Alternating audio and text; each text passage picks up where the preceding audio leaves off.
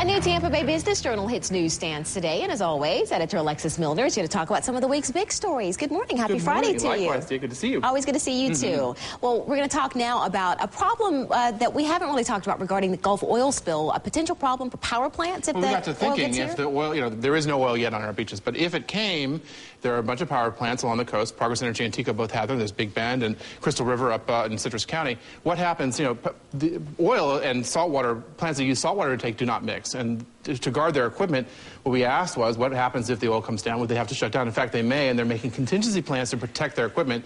The good news is that there's a lot of power generation in the state of Florida, and they would have to buy power.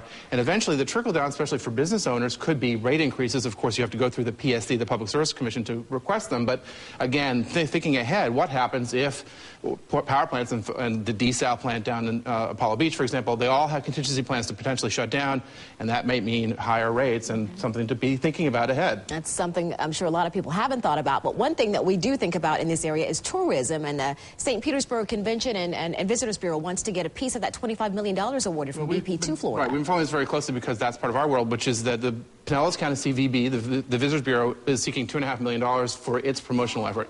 Not so in Tampa, they're holding off, Bradenton as well, but Pinellas being proactive, seeking the money to promote image. And we've been seeing a lot on TV, many ads for in-state tourism.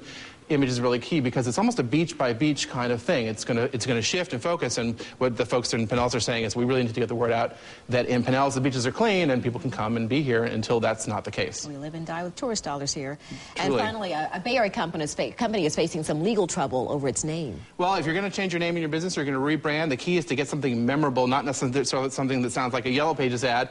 And we have a story this week about a company formerly called Network Liquidators that changed its name to Vology, and it's in a bit of a tussle with another firm that was named Vology. It's trying to work it out, but the key is get a name that's memorable and that isn't necessarily just too descriptive, because those are the things that count. It's such an important thing. Always good to see you. Likewise. Thanks, Alexis. And for more Business Journal headlines, go to our website, abcactionnews.com/business.